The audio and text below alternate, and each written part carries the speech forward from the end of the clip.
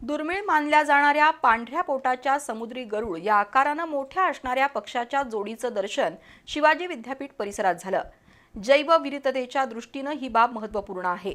गेल्या 3 महिन्यांपासून ही जोडी विद्यापीठ परिसरात वास्तव्याला असून या पक्ष्यांमुळे विद्यापीठ परिसरातील सुरक्षित आणि समृद्ध पर्यावरणावर शिक्कामोर्तब झालंय। पांढऱ्या पोटाची समुद्री गरुडाची जोडी शिवाजी विद्यापीठ परिसरात आढळली आहे। गेल्या 3 महिन्यांपासून ही जोडी शिवाजी विद्यापीठ परिसरात वास्तव्याला आहे। विद्यापीठाच्या प्राणीशास्त्र अधिविभागातील प्राध्यापक डॉक्टर सुनील गायकवाड आणि युवा पक्षी निरीक्षक महेंद्र गायकवाड यांना फेब्रुवारी 2026 मध्ये सर्वप्रथम भाषा भवन तलाव परिसरात या जोडीचं दर्शन घडलं। तेव्हापासून त्यांचं तिथं नियमित वास्तव्य असल्याचं त्यांनी सांगितलं। यापूर्वी डॉक्टर गायकवाड यांनी केलेल्या संशोधनानुसार विद्यापीठ परिसरात पक्ष्यांच्या 126 प्रजातींची नोंद झाली आहे।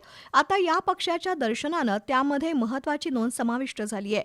डॉक्टर गायकवाड यांच्या माहितीनुसार पांढऱ्या पोटाचा समुद्री गरुड हा प्रामुख्यानं समुद्र किनारी आढळणारा पक्षी आहे। मात्र सुरक्षित वातावरण आणि मुबलक खाद्य संपन्नता असलेल्या अंतर्गत भूभागाकडेही तो स्थलांतर करतो। पांढऱ्या पोटाच्या समुद्री गरुडाचं शास्त्रीय नाव हॅलिएट्स ल्युकोगॅस्टर आहे। हा पक्षी आकारानं मोठा असून मादी साधारणपणे नरापेक्षा मोठी असते। याची लांबी साधारण 70 ते 90 सेंटीमीटर दरम्यान असते, तर पंख पसरल्यावर त्यांची रुंदी सुमारे 1.8 ते 2.2 मीटर पर्यंत पोहोचते। पंख मिटल्यावर त्याचा आकार भरीव आणि मजबूत असतो। या गरुडाचं सर्वात ठळक वैशिष्ट्य म्हणजे त्याचं शुभ्र डोकं, मान, छाती आणि पोट। त्याची पाठ आणि पंख राखाडी रंगाचे असतात। शेपटी लहान आणि पूर्णपणे पांढरी असते। चोच मोठी, मजबूत आणि वाकडी असून ती करड्या निळसर रंगाची असते। त्याची दृष्टी तीक्ष्ण असून शिकार पकडण्यासाठी त्याचे पाय आणि नख अत्यंत शक्तिशाली असतात।